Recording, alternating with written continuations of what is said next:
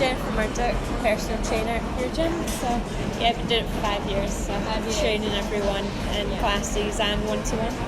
So yeah, it's good. I did a bit of research. So you transferred from Glasgow to... Yeah, from Glasgow. I was up there for 3 years, down here for 1, and then just joined this Puregym. So yeah, it's good fun. So I'm doing a project on making people more active. Okay. So my questions will be around that. So what kind of classes are offered at Puregym? Yeah, so we've got our one-to-one personal training classes, and we've got cardio ones like Burn It.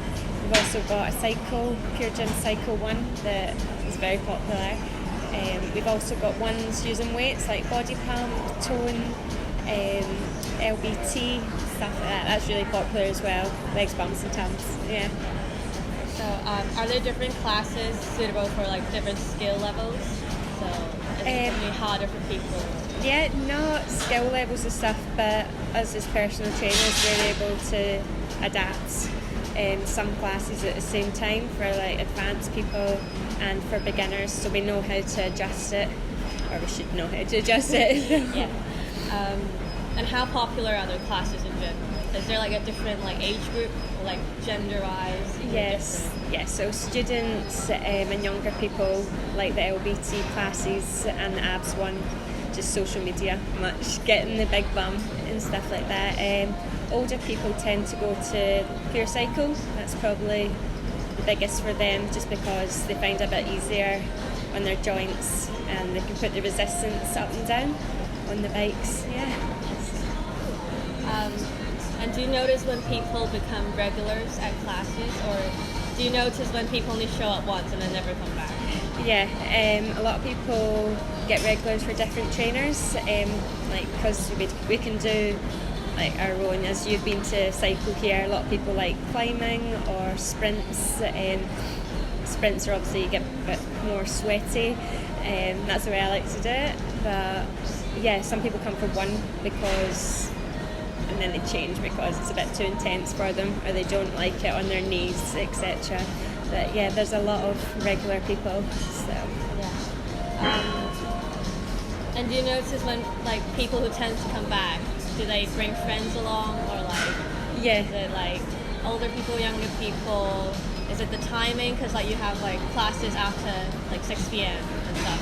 It gets really busy. Right? Yeah, so 5:30 to about 8 is probably the peak time. So that's people finishing work in the offices at 5. And that's pretty much everywhere, Glasgow, where there's workplaces. They do it after their work. Yeah. And how do the trainers at the gym encourage people to come back after a class?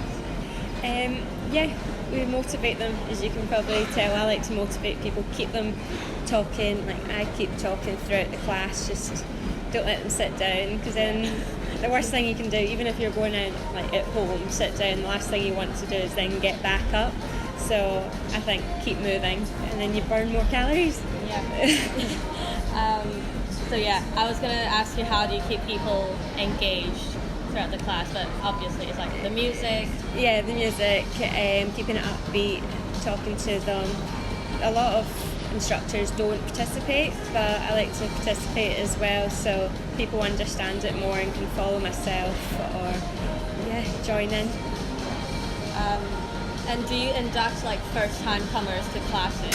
Do you ask if they're first-time comers? Are you aware of them? Yeah, we always ask at the start of the class if there's any new people to the class. And for example, cycle, we've got the resistance on it, so even myself, when I first started, you have to slowly add the resistance up until you're advanced enough or you feel comfortable to push yourself. Yeah, and so if you're changing from, example, an ab class, to do a half one to the full thing. For Puregym, you have the gym app. Does everyone use it, or do people not use it? Is that a possibility?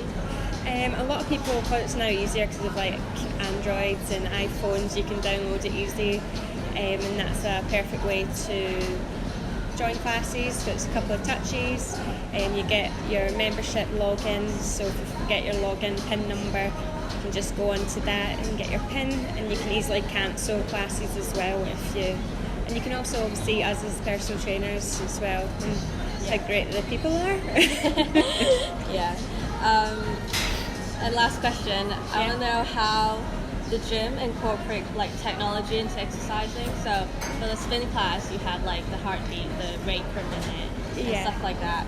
Do you kind of encourage that, or like? All tech stuff, even if you're in a Fitbit, kind of isn't 100% accurate. But even if a class, like the centre one in spin, for example, that's your kind of like how active you are. I saw yesterday, and then even for the next round, you break it, so even faster. So it's not necessarily that spot on for you, but you're able to then keep going in the class because you know what you started at as in being slower. So the second round, you know what to break, stuff like that. You kind of use it as like an encouragement. Yeah. Okay. It's not necessarily accurate, but yeah, it's not necessarily accurate. But if round one, for example, was 100, for round two, it will be accurate the same as round one, so you can still break it. Yes. Yeah, I think that's about it. Yeah. Do you have any like last comments about people exercising or stuff like that? No, I suppose. Yeah, it's become a lot. This gym I've found is a lot more studenty than other ones, but for classes, more like elderly ladies come by themselves, and students come in groups. So yeah, it's like confidence more in older people as well. Oh, okay, yeah. Do they feel more confident when they come, like older people? Yeah, compared to like students? Students, they come in like groups. But I've found here in Glasgow gyms as well, tends to ladies or gents come by themselves. Okay, that's very interesting. But yeah, thank you very much for your time. No, thank you. Thank you very much. Hope that answered everything. Yeah. That was really good.